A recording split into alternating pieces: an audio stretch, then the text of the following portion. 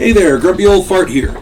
Due to YouTube's changing quote-unquote community standards, I created a channel called Grumpy Old Fart over on Rumble, a free speech alternative to YouTube. You can see all of my stuff over there, including my political and social commentary, as well as my current events videos. The links to my YouTube and Rumble channels, as well as links to let you order my books, are in the description of this video. If you enjoy my content, please like, share, subscribe, and comment. I welcome your comments, even if you disagree with me. Now, on with the video. Hey there, Grumpy Old Fart here.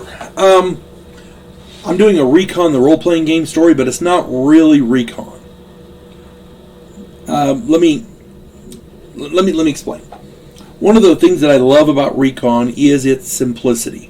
It is a very basic game. It's easy to play, easy to learn, easy to figure out. The rules are very, very basic. And the good thing about that is it also makes it easy to modify. Most of the time, the only thing you need to really change is the skill sets, and you can make a role-playing game about almost anything. I mean, it's very modifiable. Easy to modify. Years ago, my friends wanted to try something different, and one of them suggested that we run a game based on detective stories, like the buddy cop movies and the TV series, like, you know, Lethal Weapon and Miami Vice and like that. You know, Starsky and Hutch if you're an older fart like me. And I was all game for that. I didn't have a problem with it. I was the one nominated to figure out this game, so I was like, okay, no problem. I took the evening to work up the system and a quick crime to solve with bad guys, and we were ready to play the next evening. They all rolled up characters, and we had 4 players who I partnered up into 2 teams. The ranks were determined randomly. Michael and Bobby were partnered up, and Donald and Earl were partnered up. Bobby and Donald were detective sergeants, while Michael and Earl were rookie detectives. So, and that's usually what they do. They have a team of 2 detectives, one of them a little higher rank, so that they can kind of mentor them.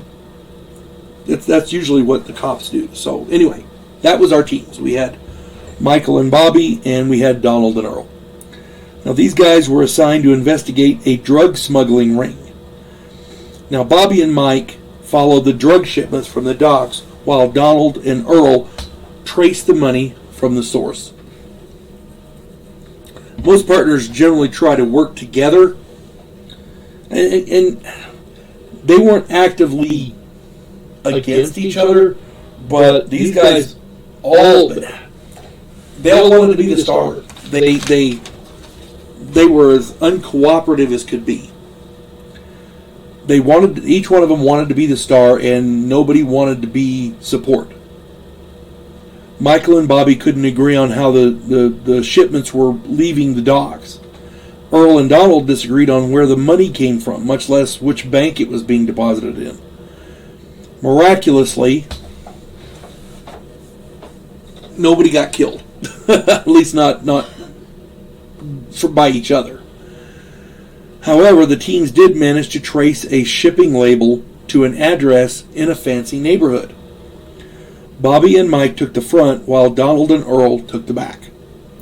The bad guy had goons with submachine guns, and the firefight commenced. You've all seen the cop shows where there's a big firefight at the end. Well, this was what it was. Bobby was hit and fell unconscious, bleeding in the front room. Michael didn't give a shit. He charged up the stairs to attack the goons. Bobby was laying there bleeding out. Donald ordered Earl to wait in the back, and while they were just waiting, they were making sure nobody escaped. They had cover, and they listened to the firefight. They never bothered to enter the premises. Nobody bothered to call for backup or even notified their bosses of the raid. Essentially, the way it worked out, Bobby ended up bleeding out in the living room on the floor.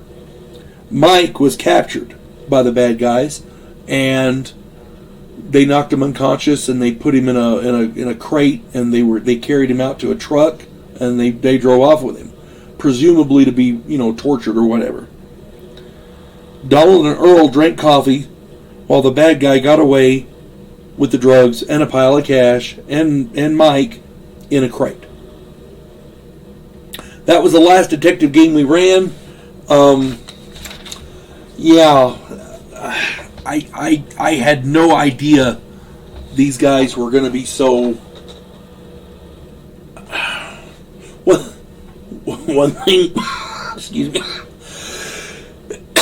One thing you want to do when you're playing in a game that requires a team effort is, practice teamwork. These guys did not do that. They didn't care. They were, I'm not going to say they were actively trying to undermine each other, but damn it, it was pretty freaking close. And it ended up where Donald and Earl got reprimanded and faced charges for Bobby dying because nobody had any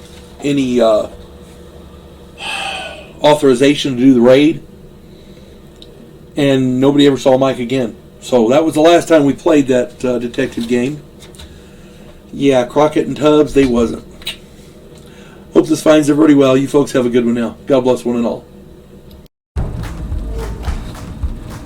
We elect cookie-cutter politicians every single election cycle. Yes men who maintain the status quo and do just enough to make us believe the system still works. Imagine, if you will, a president who actually tries to fix things. If you like action, political intrigue, and a righteous crusade, check out my political thriller, The Righteous President.